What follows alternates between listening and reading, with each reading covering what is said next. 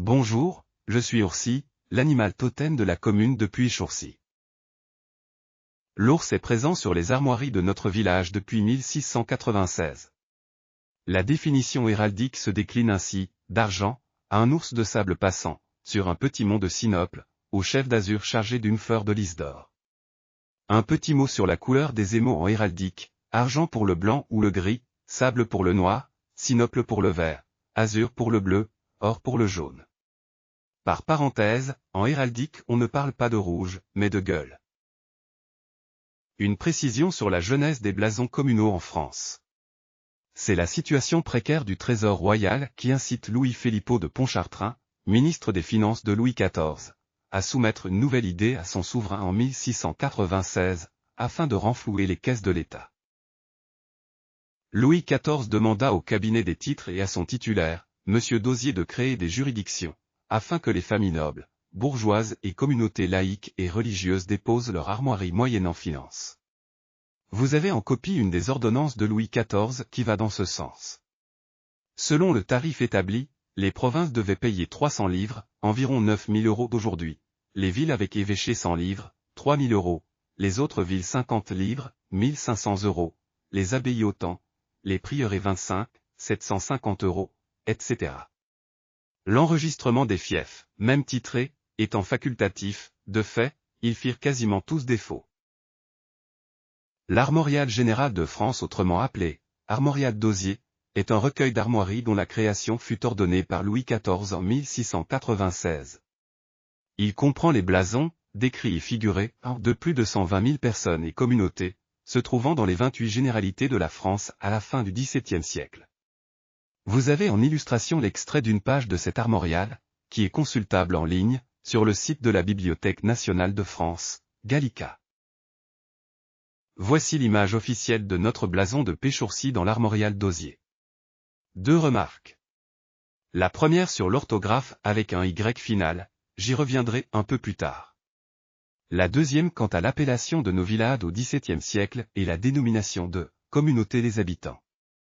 C'est par la suite, par un décret du 14 décembre 1789, que les communautés d'habitants prendront l'appellation de municipalité. La dénomination de commune n'intervenant, quant à elle, qu'en 1793. Voici une deuxième référence Puy-Chourcy dans l'Armorial Dauzier et son curé de l'époque, un dénommé Paul Bigot, un nom bien connu de la commune. Les communes qui refusèrent d'appliquer cet édit royal se virent imposer des armoiries d'office, ce qui peut expliquer la présence de formes géométriques sur certains blasons communaux et durent tout de même s'acquitter de la taxe. En illustration, et à titre d'exemple, voici les armoiries d'une de nos communes voisines, Montget. On ne sait pas pourquoi il y a un ours sur nos armoiries. 2 hypothèses nous semblent vraisemblables. Première hypothèse, au XVIIe siècle, lors de la création des armoiries, notre bassin de vie était recouvert de beaucoup de forêts de chênes. La proximité de 2 massifs montagneux, la montagne Noire dans l'environnement très proche et la chaîne des Pyrénées à moins de 100 km au sud, pourrait expliquer la migration des ours jusque vers chez nous. Deuxième hypothèse, au Moyen Âge, il y avait peut-être un montreur d'ours dans le village, d'où une dénomination populaire de « la colline où il y a un ours ».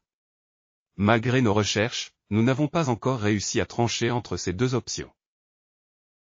Un mot sur la toponymie, et notamment sur la dernière lettre de notre village.